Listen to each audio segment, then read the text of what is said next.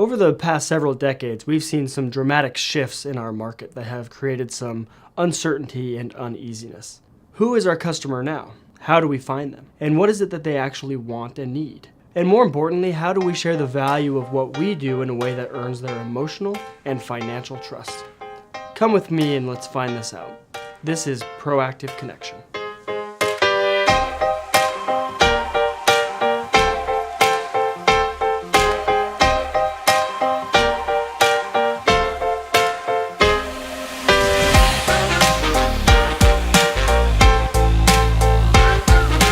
Hello, I'm Carson Johansson. The world of consumer sales is always evolving, and our industry is no different. We simply cannot approach today's consumers in the same ways we have in the past. While we're all more connected than ever, most of us are lacking true connection.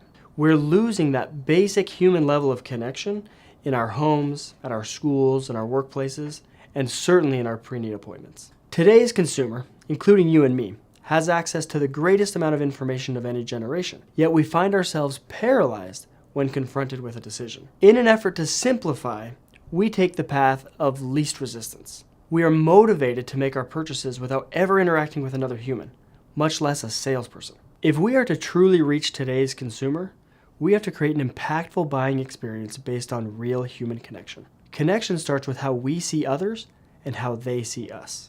In this 3-part series, we'll be learning how to use the power of connection to improve our preneed presentation, beginning with how to develop a trusted advisor mindset. And here at Precoa, there's nobody better to explain this than my friend Eric Battles.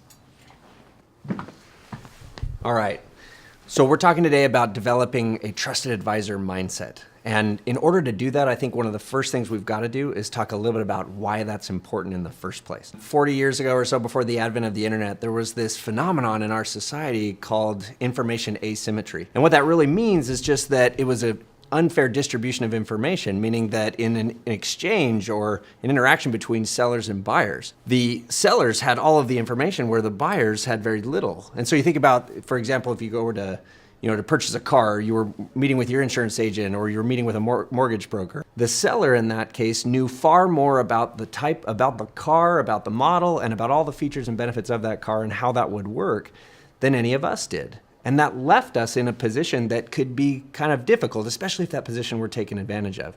Now, for the most part, I don't think salespeople had any bad intent. There were some salespeople that took advantage of that. I think that's where we sort of developed this sort of buyer beware mentality because we started to feel that disparity in that information. Today, we fast forward back to today, and what we found is that times have changed. We found ourselves in a time that's a little bit more closer to information parity, meaning that I, as the consumer, have just as much information as a salesperson in almost any interaction that we have. And so what that means for us now as salespeople in this profession is that salespeople can't just be protectors of information at this point. They have to be curators and even clarifiers of it.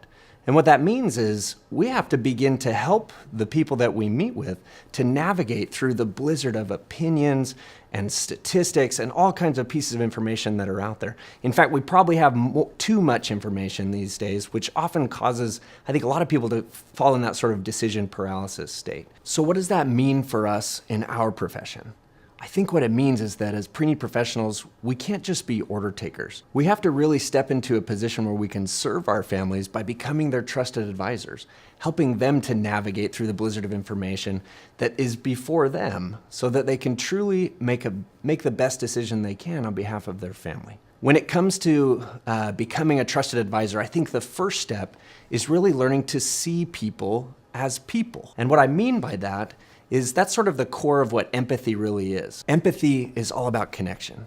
And I think that's really different than sympathy. Empathy is more than just asking a few canned questions and trying to dig into somebody's loss experience for the sake of gaining some more information and just merely feeling bad for them. I think what real empathy is that we have to connect with the loss experiences in our own lives in order to really feel those feelings and really understand the emotion attached to some of these experiences. And the better we do that, when we can connect to that feeling inside of us that was apparent and was alive in the experiences that we've had with loss, then the experiences with loss that the families that we sit across the table from each day have had and may even be having now become far more real to us.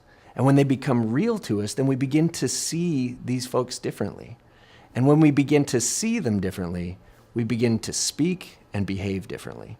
It's then that we can begin to communicate about what's really most important in pre-planning, and that is putting an intentional plan in place to care for the needs of their family and help them to begin healing. So before your next appointment, spend some time reflecting on your own loss experiences. Think about the people involved. Think about your family members. Think about the person that you lost. I'd encourage you to take some time to reflect on the services and the order of services and how those went. And maybe even ask yourself a few questions. Something along the lines of, for you, what would you say were some of the most meaningful aspects of the services? How did those services really impact you as a person who participated in them? As you better connect with your own experiences, you'll be far more able to connect with your clients and their experiences, and better yet, help them reconnect with their own loss experiences. Because what we found is it's that reconnection to an experience of loss when they were a participant in it that will help people to begin to see this whole process of pre-planning from the right perspective, from the perspective of those who it actually mattered to. And it's at that point that we can begin to put an intentional plan in place to care for their family. Back to you, Carson. Thanks, Eric. Now you're one step closer to truly connecting with your families and helping them better understand the power of their own loss experience. Before we get there, though, we have to help our clients understand why this is so important. In our next episode, we'll get tactical as we learn how to build curiosity and create the knowledge gap. Thanks to everyone for watching. We hope you really liked this video and found it helpful. If you did enjoy the video, please share it with others and subscribe to this channel. And please also subscribe to our newsletter, and we'll see you next time on The Proactive Connection.